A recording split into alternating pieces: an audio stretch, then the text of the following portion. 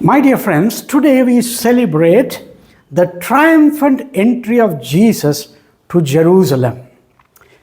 In looking at this event, we find that Jesus was very particular about the animal that he chose to ride on to Jerusalem. Normally, when a king or a great person arrives in Jerusalem, they would come on horseback. But Jesus chose a colt, a donkey. Now, the Jewish people had the hope of Messiah, the one who comes from God to redeem them.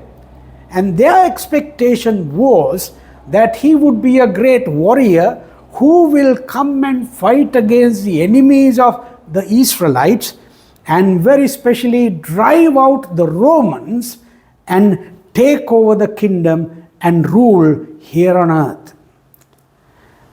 But from day one of Jesus' life here on earth, we see that there was something else that God was doing and not what man was wanting him to do to fulfill. And that is, Jesus became the king of not in this world, but a king in the hearts of everyone.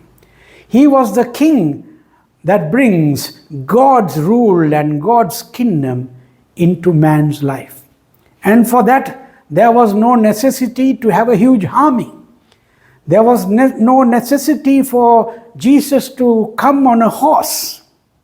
But he chose a colt, a donkey. Now, let me illustrate something to you. In our homes, sometimes, in certain homes maybe, we find that before the food is served, now this is a plate, before the food is served, the plates are laid. But the plates are not laid in this way. It is overturned and kept on the table. When the person wants to consume his food, he can't serve the food on this. He has to turn it over.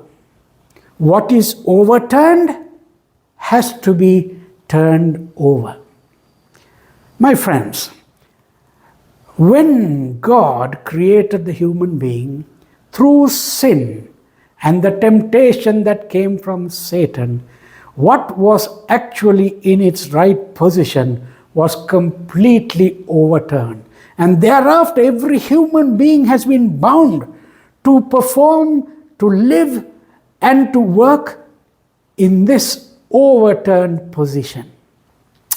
Even in their religious activities, everything was overturned. Not what God expected, but totally the opposite. Now, Jesus came to this world and very especially went to Jerusalem to turn over what has been overturned by man. My friends, as you enter the Holy Week through this Palm Sunday, keep meditating how our lives, your life, my life, has been overturned because of sin. But now, Christ is triumphantly entering to turn it over to its original position to meet the original purpose of God. That is, a life at peace with God. May God help you to meditate on this during this Holy Week. And may God bless you.